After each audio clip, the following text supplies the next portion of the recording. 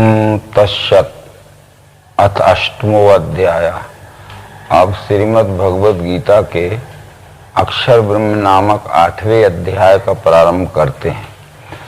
अभी तक हम सब ने ज्ञान विज्ञान योग नाम के 7वें अध्याय को समझा। 7वें अध्याय में ये विश्व ही विश्व रूप परमात्मा है, यह त्रिपुटी योग के सिद्धांत से अच्छी तरह से निरूपित किया गया। ये 5 तत्व 3 गुण 8 अंगों की अखंड एकात्मता का नाम अपरा सगुण क्षेत्र या क्षर है। उसमें व्यापा हुआ ओत प्रोत अस्थि भांति रूप से परा निर्गुण या अक्षर ब्रह्म है, निराकार है। और सगुण और निर्गुण इन दोनों भावों का लय जिसमें हो जाता है वो अधियज्ञ पुरुषोत्तम या परमात्मा है। ये अच्छी तरह से स्पष्टीकरण में समझाया था कृष्ण जी ने, परंतु ज्यादातर स्पष्टीकरण 7वें अध्याय में क्षर तक यानी 5 तत्व 3 गुण की अखंड एकात्मता अष्टधा प्रकृति या साकार तक का ही हो सका। इसलिए इस 8वें अध्याय में अक्षर ब्रह्म यानी परमात्मा के उस निराकार के स्वरूप में भी कुछ विशेष स्पष्टीकरण करने की जरूरत कृष्ण जी को महसूस हुई।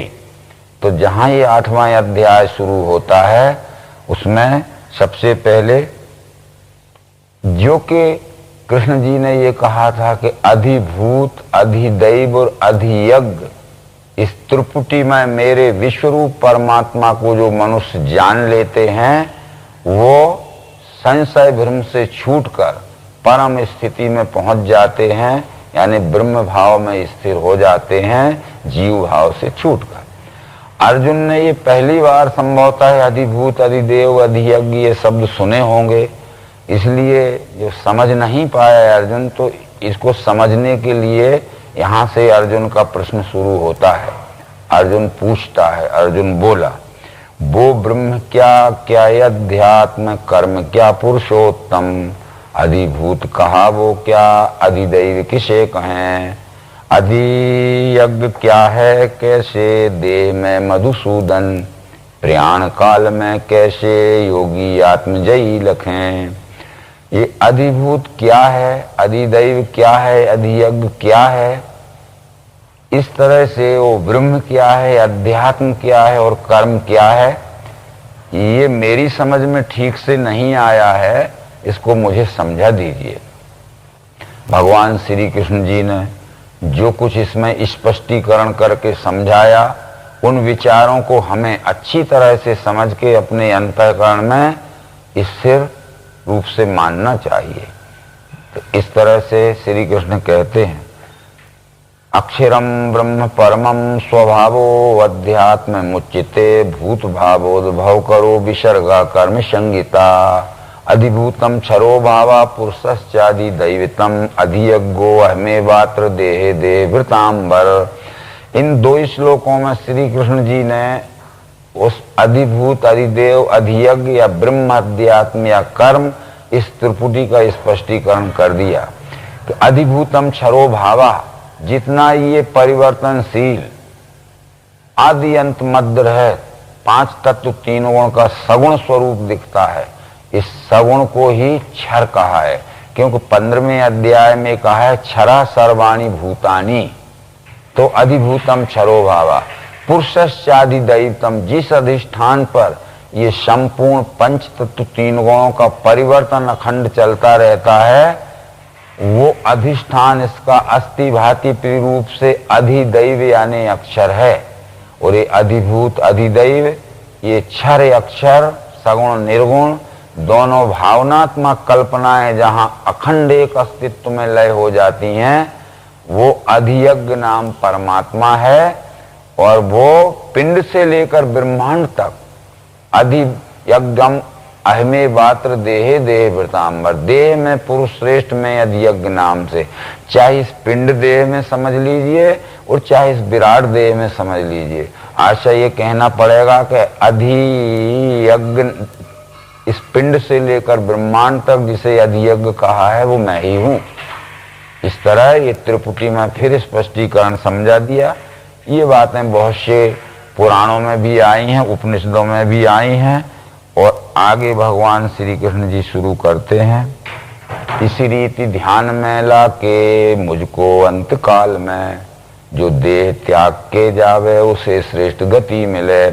अब यहाँ जो ध्यान का शब्द आया, कुछ लोग ध्यान योग करते हैं तो वो कहते हैं कि ये क्षर दिखने वाला संपूर्ण परिवर्तनशील साकार है जो इंद्रिय मनस गोचर है। अक्षर इसमें व्यापा हुआ है, ओत प्रोत अस्थि भांति प्रिरूप निराकार है जो सूक्ष्म बुद्धि से हमें लखने में आता है। और क्षर अक्षर दोनों का लय जिसमें होता है वह पिंड से लेकर संपूर्ण ब्रह्मांड तक अधियज्ञ है, विश्वरूप ही परमात्मा पुरुषोत्तम है। इस तरह समझ के जो अपने अंतःकरण में अच्छी तरह स्मरण रखता है, अपने अंतःकरण में ध्यान में पक्का रखता है, और फिर वो ये जीवित स्वरूप में रहे अथवा इस शरीर को त्याग के अपना कर्म फल भोगने के लिए अन्य शरीर में जन्म धारण करने के लिए जावे, वो इस रीति ध्यान में लाके मुझको अंत काल में जो देह त्याग के जावे उसे श्रेष्ठ गति मिले। अब प्रयाण का शब्द जो यहाँ था, प्रयाण कहते हैं गमन को। ये सब जगह एक ही अर्थ नहीं होता प्रयाण का। जैसे हम एक स्थान से दूसरे स्थान जाते हैं तो ये स्थान का प्रयाण है। एक उम्र से, जवान उम्र से वृद्ध अवस्था की ओर जाते हैं तो ये आयुष्य का प्रयाण है। पर अज्ञान से हम ज्ञान में जाते हैं तो ये ज्ञान का प्रयाण है, और ज्ञान से जब विज्ञान में जाते हैं तो ये विज्ञान का प्रयाण है। तो ये जीव जब ब्रह्म रूप को दिव्य चक्षु योग के त्रिपुटी योग की पद्धति से जानकर देखकर उसमें तद्रूपता प्राप्त कर लेता है तो ये जीव का ब्रह्म में रूप में मिल जाने का प्रयाण है। इसलिए प्रयाण नाम केवल शब्दकोश में गमन का है, और गमन यह शब्द जिस प्रसंग में उपयोग किया जाएगा उसका वैसा ही अर्थ लिया जाएगा। फिर जिस जिस भाव को ला के अंत में देह जो तजे, उस भाव से युक्त लेवे कौन ते जन्म वो। जिस जिस भाव को ला के अंत में देह जो तजे, भाव तो तीन ही हैं, क्षर भाव, अक्षर भाव और पुरुषोत्तम भाव। यदि हमारा इस जन्म में क्षर भाव तक का अभ्यास हुआ है, यानी 5 तत्व 3 गुणों के पूर्ण साक्षित्व भाव का अनुभव स्थिर हो गया है, तो क्षर भाव के साक्षी अवस्था में हम पहुंच गए हैं, और देह त्यागेंगे तो हमारा अगला जन्म क्षर का अनुभव प्राप्त करने के लिए ज्यादा प्रयत्न नहीं करना पड़ेगा। वो अक्षर के अनुभव की प्राप्ति के लिए हम प्रयत्न करेंगे। और इस वर्तमान जन्म में अगर हमें क्षर अक्षर का अनुभव हो गया है परंतु द्वैत निरसन नहीं हुआ है, और अगला जन्म हम लेंगे तो अक्षर से आगे जहाँ क्षर अक्षर का विलय है उस पुरुषोत्तम भाव की खोज के लिए हमारा अभ्यास चालू रहेगा। तो इससे कहने का आशा है कि जिस जिस भाव को लाके अंत में देह जो तजे, उस भाव से युक्त लेवे कौन ते जन्म वो। अगला जन्म उसका उसी भाव प्रधान होता है, फिर वो उससे आगे के भाव में पूर्णता की ओर बढ़ता है। इसलिए सर्वदा मेरे ध्यान से मन बुद्धि को मेरे में रख के जूझो मुझ में मिल जाएगा। इसलिए सर्वदा मेरे ध्यान से, न क्षर में न अक्षर में, न केवल सगुण में न निर्गुण में, यानी इस सगुण निर्गुण के द्वैतवाद में नहीं, जहाँ सगुण निर्गुण दोनों का लय हो गया है, उस मेरे में जो ध्यान रख के दे त्यागता है, पुरुषोत्तम भाव में जिसका ध्यान स्थिर हो जाता है और देह त्यागता है, तो उसे श्रेष्ठ गति मिले। उस गतियां 3 प्रकार की यहाँ भी हैं, उत्तम, मध्यम और श्रेष्ठ। यानी उत्तम ये पुरुषोत्तम गति है, मध्यम ये अक्षर गति है, और कनिष्ठ ये क्षर गति है। तो यहाँ श्रेष्ठ गति मिले, इस तरह वो कहते हैं। अनन्य मन से पार्थ अभ्यास योगी युक्ति से जो मेरा ध्यान करता है पाता है पद दिव्य वो।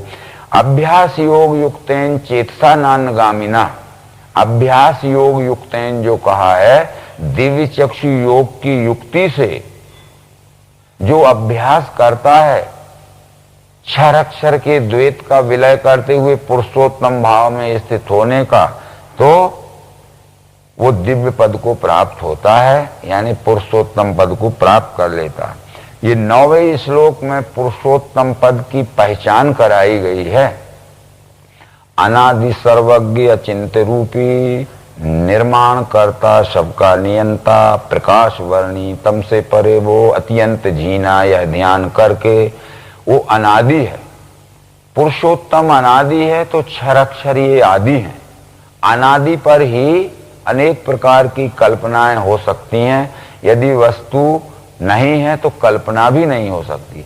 इसलिए पुरुषोत्तम पर क्षर अक्षर की ये कल्पना पश्चात में हुई, परंतु ये क्षर अक्षर पुरुषोत्तम ये तीनों कल्पनाएं वस्तु में हुई। तब अंतिम विचार से हम देखेंगे तो वस्तु अनादि है, वस्तु की पहचान के लिए उसका नाम पुरुषोत्तम दिया गया है। उसका निराकार भाव अक्षर है, उसका साकार भाव क्षर है। क्षर अक्षर पुरुषोत्तम, इन त्रिपुटी का लय अनादि वस्तु में होता है। इसलिए अनादि है वो वस्तु, उसका नाम पुरुषोत्तम है, उसका निराकार भाव अक्षर है, उसका साकार भाव क्षर है। वस्तु की पहचान क्षर अक्षर पुरुषोत्तम इस त्रिपुटी योग के सिद्धांत से होती है। सर्वज्ञ है वो, यानी सर्व का साक्षी, सर्व का धारण करने वाला, सर्व रूप में रहने वाला, यानी सर्वज्ञ सबका जानने वाला है। अचिंत्य रूपी है, यानी उसका चिंतन मन बुद्धि से नहीं हो सकता है, प्रत्यक्ष प्रयोग में देखकर ही उसका निश्चित चिंतन हो सकता है। ये चिंतन चित्त का विषय है।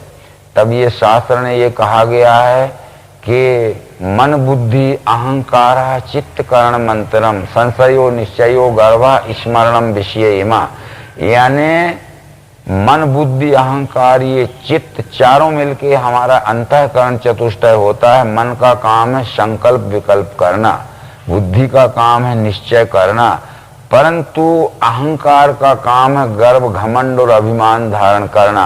पर चित्त का काम है स्मरण रखना, यानी देखे हुए को कभी न भूलना। इसलिए स्मृति स्मरण आदि शब्द जो आए हैं योग शास्त्र में, वो कहते अनुभूत विषय असंप्रमोषा स्मृति, देखे हुए विषय को कभी न भूलना, इसका नाम स्मृति है। और ये स्मृति नाम से स्मरण जो रहता है वह चित्त में ही रहता है। चित्त का विषय स्मरण करना, जहां सुमरति अनन्य भाव से मेरा, अनन्य भाव से पाठ अभ्यास योग युक्ति से जो मेरा ध्यान करता है, ये उसका आशय हुआ। अब ये प्रयाण में जो मन से सुस्थायी सद्भक्ति से योग अभ्यास द्वारा भ्रुवों के दो बीच में प्राण थामे, वही मिले पुरुष सनातनी में। प्रयाण में अज्ञान से ज्ञान और ज्ञान से विज्ञान और विज्ञान से आस्तिक अवस्था की ओर मनन अभ्यास के द्वारा जब गमन करता है, तो उस गमन काल में भ्रुवों के दो बीच में प्राण थामे। यहाँ दोनों नेत्रों के बीच के स्थान को शरीर में भ्रुव कहा गया है, परंतु यदि अध्यात्म सिद्धांत की दृष्टि से देखें तो दोनों नेत्रों के बीच में अगर हमने अपनी दृष्टि को स्थिर किया तो उससे हमें अनुभव लाभ कुछ नहीं हो सकता है, कोई भी करके देख ले। पर दोनों भावों के बीच में क्षर और अक्षर ये दो भाव हैं, दोनों भावों के बीच में दोनों को जोड़ने वाला, दोनों को फोड़ने वाला ये पुरुषोत्तम भाव है। इसलिए कहा गया है कि सगुण अगुण बीच नाम सुसाखी, उभय प्रबोधक चतुर्दुभाकी, उभय अगम युग सुगम नाम ते, कहाऊ नाम बड़ ब्रह्म राम से। सगुण अगुण दुई ब्रह्म स्वरूपा, अकथ अनादि अगाधे अनूपा, मेरे मत बड़ नाम धूते। तो ये सगुण निर्गुण दोनों भावों के बीच में, हा नाही के बीच में साई रहे समाये। हा यानी अक्षर, नाही यानी क्षर के बीच में साई यानी पुरुषोत्तम बैठा हुआ है। उभय प्रबोधक, जो दोनों का प्रबोध कर रहा है और दोनों को अपने में जोड़ के रखे हुए है। तो यह आशय भ्रुवों के दो बीच में प्राण थामे, वही मिले पुरुष। अब ये 11वें श्लोक में अक्षर का ही निरूपण है। 9वें 10वें श्लोक में पुरुषोत्तम का हो गया। जिसे कहें अक्षर वेद वेदता जहां मिले है यति वीतरागी, पालें जिसके हेतु से ब्रह्मचर्य, संक्षेप में वो पद हूं लखाता। यानी जिसको वेद नामक श्रुति नामक पुस्तक पढ़ने वाले शब्द ज्ञान के आधार पर जिसको निर्गुण निराकार या अक्षर ब्रह्म कहते हैं, और ये शब्द ज्ञानी जिस निराकार निर्गुण अक्षर ब्रह्म में मिलना चाहते हैं, जिनके राग वेद बीत गए हैं, पालें जिसके हेतु से ब्रह्मचर्य, संक्षेप में वो पद हूं लखा था। वो पद क्या है? रोक के शब्द द्वारों को हिये में मन खींच के, भौं के मध्य में प्राण बैठा के योग जो करे। अब रोक के शब्द द्वारों को यहाँ जो भाषांतर में कहा गया, इसका ये मतलब नहीं है कि हम आंख बंद कर लें और काम बंद कर लें। मूल मंत्र कहता है सर्व द्वाराणि संयम्य, यानी हमारी 5 ज्ञानेंद्रिय, हमारा मन, बुद्धि और चित्त और एवं स्वयं जीव आत्मा को सर्व द्वाराणि संयम, इनको संयम में रखो, अनुशासित रखो, असंयमित मत रहने दो, बहिर्गामी विकेंद्रित मत रहने दो। और उन दोनों भावों के बीच में, क्षरक्षर के बीच में, क्षरक्षर दोनों को अपने में लय करने वाला पुरुषोत्तम भाव है। ऐसा दिव्य चक्षु योग के द्वारा जो निश्चय करते हैं तो उनको क्या अनुभव होता है? एक अक्षर ओम ब्रह्म कह के मेरे ध्यान से जो देह छोड़ के जावे उसे श्रेष्ठ गति मिले। एक ही अक्षर ओम ब्रह्म। अब यहाँ कहीं कहीं ओम को सगुण कहा है, कहीं कहीं ओम को निर्गुण कहा है, और कहीं कहीं ओम को पुरुषोत्तम कहा है। तो सभी जगह इस ओम का एक ही अर्थ नहीं लेना चाहिए। यदि एक प्रसंग में कहीं क्षर कहा है, जैसे ओम तत्सत यह त्रिपुटी है, तो यहाँ ओम क्षर है, तत् अक्षर है, सत पुरुषोत्तम है। परंतु ये कहीं कहीं कर्मारंभ जताने को संज्ञार्थ ओम कहें श्रुति, वहां ओम का अर्थ अक्षर होता है। परंतु वेद ये कहते हैं ओम इति ब्रह्म, ओम इति इदम सर्वम, विचिंतेत ओंकार मात्र सचराचरम जगत, है ना। विचिंतेत ओंकार मात्र सचराचरम जगत, जितना चर और अचर जगत है यह सब विश्व रूप परमात्मा ही है। तो इसलिए यहाँ ओम नाम से उस पुरुषोत्तम का ध्यान करके कि ओम नाम इस विश्व रूप परमात्मा का है, क्योंकि पुराण में इस बात को कहा गया है कि ओम इत्येकाक्षरम ब्रह्म विश्व रूप विलक्षणम साकारम च निराकारम अद्वितीय परात्परम। ओम यह विश्व रूप का नाम है जो साकार निराकार को अपने में लय धारण करने वाला परात्पर है, यानी अपरा और परा से भी परे पुरुषोत्तम है। तो यहाँ पुरुषोत्तम ये अनन्य भाव से मेरा अखंड ध्यान जो करे उस नित्य युक्त योगी को पार्थ में स्वल्प हूँ सदा। इस तरह से अन्य भाव से नहीं, अन्य भाव क्षर भी नहीं अक्षर भी नहीं, क्षर अक्षर दोनों का लय जहां अनन्य यानी पुरुषोत्तम में हो गया है, उस पुरुषोत्तम का जो ध्यान करता है तो उसे श्रेष्ठ गति मिले। विश्व के सभी लोग चक्र में जन्म मृत्यु के मेरी प्राप्ति हुए पीछे कौनते जन्मता नहीं। ये जब तक इस तरह विश्व रूप परमात्मा को दिव्य चक्षु योग की पद्धति से, विज्ञान योग की पद्धति से, जैसा कि 7वें अध्याय में कह चुके कृष्ण जी, नहीं जानता है, तब तक उसका जन्म मृत्यु का चक्कर बंद नहीं होता है। क्योंकि वेद मंत्रों में ये कहा गया है तमेव विदित्वाति मृत्यु मेति नान्या पंथा विद्यते अयनाय। परमात्मा को जानकर ही यह परमात्मा का अंश जीव जन्म मृत्यु के से छुटकारा पा सकेगा, न अन्य पंथा विद्यते अयनाय। परमात्मा को जानने का कोई दूसरा रास्ता नहीं है, केवल दिव्य चक्षु योग से जाना जाता है। इस दिव्य चक्षु योग को ही अनन्य योग कहते हैं।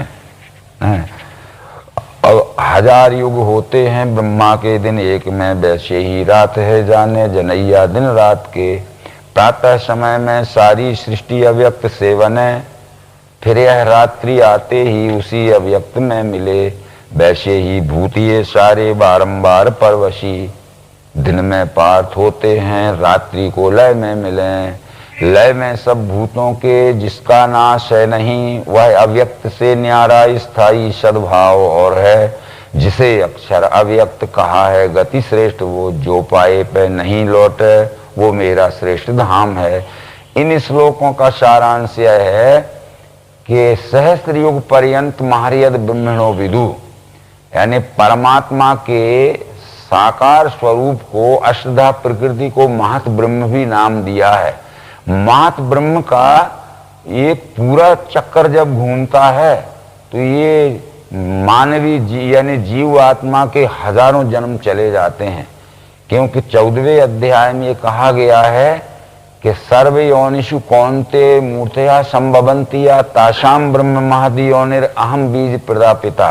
4 खानी 84 लाख योनियों में जो सृष्टि होती है वो परमात्मा ने महत ब्रह्म रूपी क्षर प्रकृति रूपी योनि में जो जीव आत्मा रूपी बीज डाला, इससे 4 खानी की सर्व योनिषी उत्पत्ति हुई है। तो सबसे पहले यह प्रकृति के गर्भ से जब यह जीव निकलता है तो ये उद्भिज खानी में आता है। अनंत जन्म उद्भिज में जाने से स्वेदज में, अंडज में और घूम के जारज और फिर जारज श्रेष्ठ मनुष्य योनि में आता है। तो इसको हजारों जन्म लग जाते हैं, पर जिस प्रकृति से ये निकला है गुण साम्या से, पूरा चक्कर मारने वासना तृप्ति होने पर गुण साम्या में विलीन होता है। तो हमारे 1000 जन्म चले जाते हैं, अनंत जन्म चले जाते हैं, वो प्रकृति का एक चक्र ही होता है।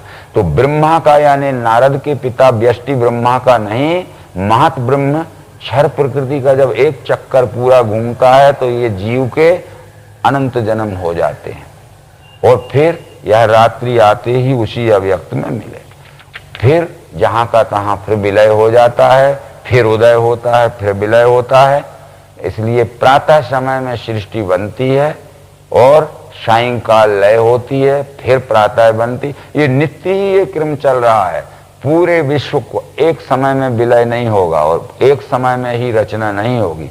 हमने ये मान लिया है कि एक दिन ऐसा आएगा कि संपूर्ण विश्व की चराचर सृष्टि पूर्ण रूप से विलय हो जाएगी और फिर ऐसा समय आएगा कि विश्व की ये चराचर सृष्टि की रचना फिर नए सिरे से पूर्ण। रोज ही विलय हो रही है और रोज ही प्रभव हो रही है, क्योंकि अहम सर्वस्व प्रभव मत्ता सर्वम प्रवर्ते।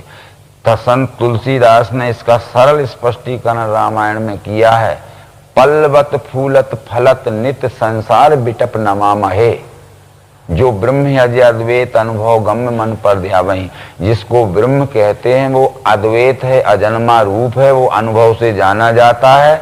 वो नित्य ही पल्लवित पुष्पान्वित और फलित हो रहा है, नित्य ही पत्ते फल फूल निकल रहे हैं, नित्य ही जड़ रहे हैं, नित्य ही निकल रहे हैं, नित्य ही जड़ रहे हैं। एक ही समय न अस्त होगा न एक ही समय उसका प्रभाव होगा। ऐसे ही ये सब बात बतलाने के बाद ये क्षर अक्षर दोनों अव्यक्त हैं। यदि हम किसी से पूछें कि ये दिख रहा है ये क्या है, तो लोग कहेंगे ये क्षर है। तो भगवान श्री मायरन जी कहते हैं ये क्षर नहीं है, क्षर का कार्य है जो 4 खानी 84 लाख योनि में दिख रहा है। ये कार्य का विलय जहां होता है वो गुण साम्य रूप प्रकृति ही अष्टधा प्रकृति क्षर है। और फिर क्षर भी अव्यक्त है, क्षर का कार्य व्यक्त है, फिर क्षर से और अव्यक्त अक्षर है। तो इसलिए यहाँ ये बतलाया गया है कि लय में सब भूतों के जिसका नाश है नहीं, वह अव्यक्त से न्यारा, यानी ये महत ब्रह्म नामक अव्यक्त प्रकृति से न्यारा स्थायी सद्भाव और है, जिसे अक्षर अव्यक्त कहा है गति श्रेष्ठ वो। अब यहाँ गति श्रेष्ठ शब्द जो आया है तो ये क्षरीय कनिष्ठ गति है, तो अक्षरीय श्रेष्ठ गति है, तो पुरुषोत्तम ये परम श्रेष्ठ गति है। इस तरह मान के यहाँ चलना है। जिसने व्याप्त किया विश्व, भूतों का लय है जहाँ, अनन्य भक्ति से ही वो परम पुरुष है मिले। जिस परमात्मा ने स्त्रीपुटी योग यहाँ फिर आता है, जिसने व्याप्त किया विश्व, व्याप्त किया जिसने यानी परमात्मा ने, व्याप्त किया यानी अक्षर दृष्टि से, विश्व यानी क्षर दृश्य को, और संपूर्ण सृष्टि जहां से उद्भव होती है, जहां लय होती है, अनन्य भक्ति से ही वो परम पुरुष है मिले। यानी ये परम पुरुष नाम यहाँ उस पुरुषोत्तम या परमात्मा का ही सूचक है।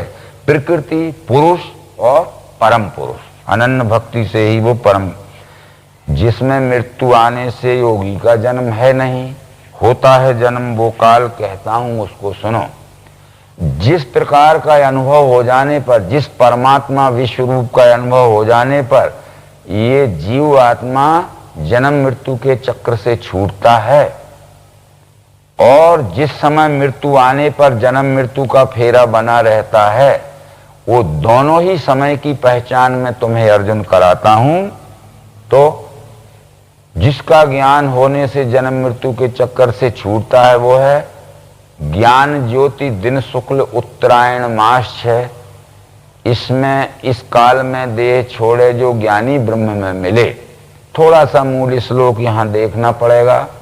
अग्निर्ज्योति रहा शुक्ला षण्मासा उत्तरायणम तत्प्रयाता गच्छन्ति ब्रह्म ब्रह्म विदो जना।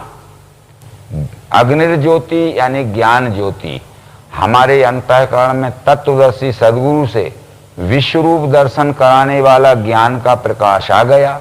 ज्ञान का प्रकाश तो आता है, पर मनन और अभ्यास काल में वो ज्ञान पक्का स्थिर होने के लिए दिन पे दिन बढ़ता है। जैसे शुक्ल पक्ष का चंद्रमा प्रतिपदा से लेकर चतुर्दशी तक पूर्णता प्राप्त होने के लिए उत्तरोत्तर बढ़ता है, ऐसा प्राप्त हुआ ज्ञान स्थिरता और अचल स्थिरता में पहुंचने के लिए उत्तरोत्तर बढ़ता है, जब तक वो पूर्ण ना हो जाए। तो तत्प्रयाता गच्छन्ति ब्रह्म, वो गच्छन्ति ब्रह्म तो तब हो सकता है जब ब्रह्म विदो जना, जब ब्रह्म को जान लेता है तो ब्रह्म में पहुंच जाता है। यदि ब्रह्म को नहीं जाना तो ये सूरज का उत्तरायण दक्षिणायन किसी काम का नहीं हो सकता है। तब ये गीता की शिक्षा से यदि हमने सूरज के पृथ्वी की परिभ्रमण गति का उत्तरायण दक्षिणायन मान लिया तो गीता की शिक्षा से इसका मेल नहीं बैठता। यदि कोई पुण्य आत्मा दक्षिणायन में देह त्याग दे तो क्या उसका पुण्य कर्म का फल निष्फल जाएगा? और कोई महान पापी राक्षस दुराचारी भ्रष्टाचारी अत्याचारी यदि दक्षिणायन के समय देह त्याग देवे तो क्या उसके पाप के फल से वो छूट जाएगा? कदापि नहीं। भगवत गीता ये कहती अवश्य ही कर्म का फल भोगना पड़ता है। तो इस तरह से ये सूरज का और पृथ्वी के परिभ्रमण गति का उत्तरायण दक्षिणायन नहीं है। उत्तरायण शब्द जो बना है उत्तर अयन, उत कहते हैं ज्ञान का हमारे अंतःकरण में प्रकाशित होना, और तर शब्द लगा हुआ है प्रकाशित हुए ज्ञान को और ऊपर की ओर यानी पूर्णता की ओर बढ़ना और अंतिम में पूर्णता में पहुंच जाना, ये उत्तरायण है, उत्तर अयन। तो इस तरह जब पूर्ण ब्रह्म को जान लेता है तो ब्रह्म को जान लेने पर ब्रह्म रूप में मिल जाए। तत्प्रयाता गच्छन्ति ब्रह्म, गच्छन्ति ब्रह्म तो जब होता है जब ब्रह्म विदो, जब ब्रह्म को जान ले। यदि ब्रह्म को नहीं जाना है तो ब्रह्म में पहुंच ही नहीं सकता है। परंतु अज्ञान रात्रि कृष्ण पक्ष दक्षिणायन मास है, इसमें योगी देह छोड़े चंद्रलोक मिले गए। ये उत्तरायण का विलोम शब्द यानी उत्तरायण का विपरीत शब्द दक्षिणायन है। उत्तरायण ये प्रकाश का मार्ग है और दक्षिणायन ये अंधकार का मार्ग है। उत्तरायण ये देवी मार्ग है, दक्षिणायन ये आसुरी मार्ग है। उत्तरायण ये प्रकाश का सरल मार्ग है, दक्षिणायन ये अज्ञान का कुटिल मार्ग है। तो सरल मार्ग से प्रकाश के मार्ग से जो जाएगा तो निर्विघ्नता पूर्वक अपने स्थान में पहुंच जाएगा, और जो अंधकार के कुटिल आड़े टेढ़े मार्ग से जाएगा वो स्थान पर नहीं पहुंचेगा और विघ्न बाधाएं उसको वहीं परिसमाप्ति कर सकती हैं। तो इस तरह से ये उत्तरायण दक्षिणायन के विषय में समझना है। परंतु इसके विचार आज जो हमारे शब्द ज्ञानी लोग कहते हैं वो गीता की शिक्षा से मेल नहीं रखते। तब भगवान श्री कृष्ण ये कहते हैं कि शुक्ल कृष्ण गति दो हैं स्थायी इस विश्व में, एक है मुक्ति की दाता देती है जन्म दूसरी। शुक्ल गति यानी देवी संपत्ति का मार्ग और कृष्ण गति यानी आसुरी संपत्ति का मार्ग। ये भगवत गीता के 7वें अध्याय में कृष्ण कह चुके हैं। वो कहते हैं मोहाशा मोघ कर्माणो मोघ ज्ञाना विचेषा राक्षसी मासुरी में चैव प्रकृति मोहिनी सता। उनकी आशा कर्म ज्ञान व्यर्थ शून्य विवेक वो स्वभाव मोह दाता वे राक्षसी आसुरी गहें। छिपा है ज्ञान माया से आसुरी वृत्ति हो चुकी, नराधम दुराचारी मूल मुझको नहीं भजें। ये आसुरी मार्ग से चलने वाले हैं, ये कृष्ण यानी कुटिल मार्ग से चलने वाले हैं। परंतु देवी स्वभाव वाले जो महात्मा पार्थ, वे मुझे अनन्य भाव से सेवें आदि अव्यय जान के, यानी महात्मानस्तु माम पार्थ देवीं प्रकृति माश्रिता भजन्ति नन्य मंशो ज्ञात्वा, यानी मुझ परमात्मा को ज्ञात्वा यानी जानकर, भजन्ति नन्य मंशो अनन्य मन से सेवा में लग जाते हैं। ये 7वें अध्याय में कह चुका था। यही है कृष्ण मार्ग और शुक्ल मार्ग। पातंजल योग शास्त्र ने भी ये कहा है कि मार्ग दो ही है, कर्मणा शुक्ला कृष्णा। ये कर्म मार्ग शुक्ल मार्ग और कृष्ण मार्ग हैं। शुक्ल मार्ग ये ज्ञान मार्ग है और कृष्ण मार्ग ये अज्ञान मार्ग है।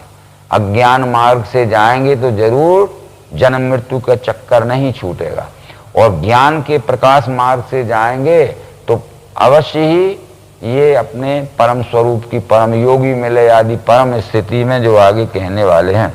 एक है मुक्ति की दाता देती है जन्म, दूसरी ये मुक्ति की देने वाली ये देवी संपत्ति यानी दिव्य चक्षु के द्वारा विश्व ही परमात्मा है। इस मार्ग से परमात्मा स्वरूप में मिल जाना। तब वेदों ने इस बात को कहा था कि यदि हमें अचल स्थिति प्राप्त करना है अपने मूल स्वरूप में तो तत्पश्यति, पहले उसको देखो, तत्याशीत, फिर उसमें स्थिर हो जाओ, तद्भवति, वही हो जाओगे।